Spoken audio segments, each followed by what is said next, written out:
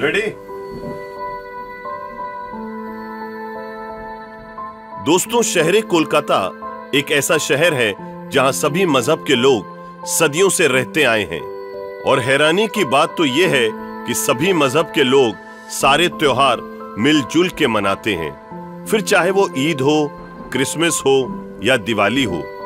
कोलकाता को मजहब के नाम पर बांटने वाले न कभी कामयाब हुए हैं न कभी होंगे। आइए आपको पश्चिम बंगाल की सबसे बड़ी मस्जिद ले चलते हैं, जिसका इतिहास 170 साल पुराना है।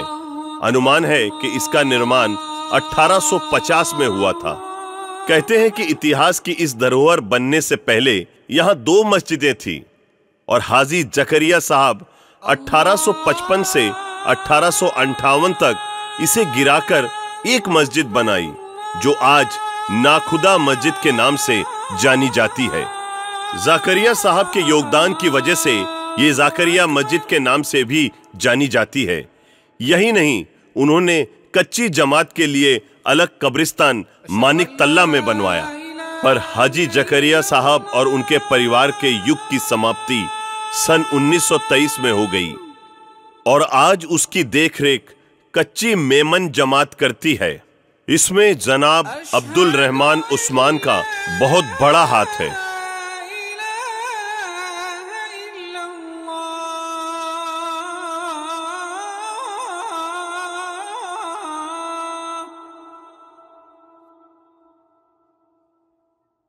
अगर आप गौर से इस मस्जिद को देखें तो आपको यह मालूम होगा कि मुगल सल्तनत द्वारा बनी फतेहपुर सीकरी के बुलंद दरवाजे की झलक दिखेगी।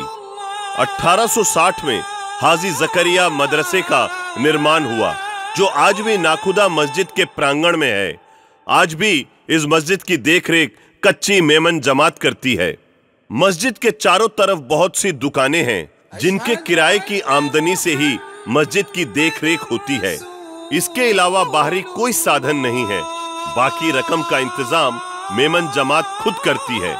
अब इतनी बड़ी मस्जिद की देखरेख के लिए कुछ लोग तो चाहिए, इसलिए 2 इमाम, 3 मुआजिन, 10 देखरेख के लोग और 1 मुनीम है। इस मस्जिद को बड़ी मस्जिद यूं ही नहीं कहा जाता। इस मस्जिद में तकरीबन 10,000 लोग नमाज पढ़ सकते हैं और ईद के अवसर पर 1 लाख लोग नमाज पढ़ते हैं और लगभग 2,000 लोग जुम्मे की नमाज पढ़ने यहां दूर दूर से आते हैं।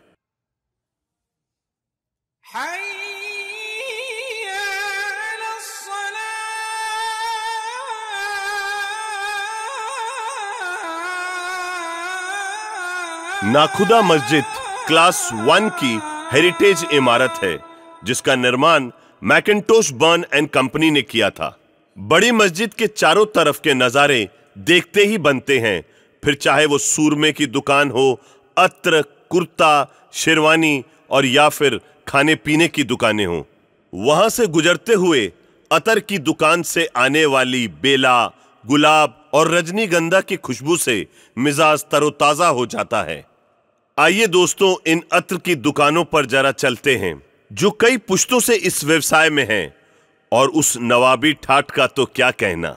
हुजूर, हमने भी उन खूबसूरत शीशियों में से नवाबी तरीके से अपने हाथ पर अत्र लगाकर आजमाया।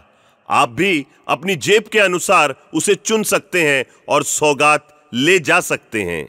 मस्जिद के पास होने की वजह से यहां रत्नों की अंगूठियां और तावीज की दुकानें भी हैं।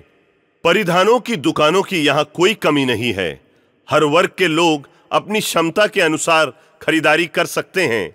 आप देखेंगे यहां बच्चों के कपड़े, बढ़िया कुर्ते, शेरवानी, बुरके और जूतियां मिलती हैं, और वो भी सस्ते दामों पर।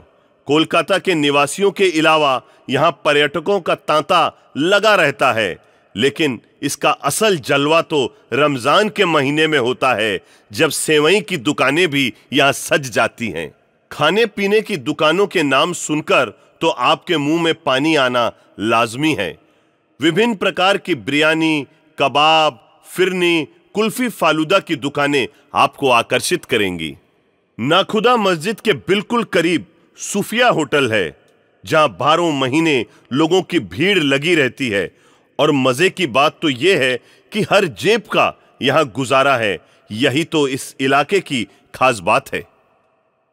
वैसे तो यहां और कई होटल हैं, लेकिन हमने अपनी पेट पूजा के लिए रॉयल होटल को चुना।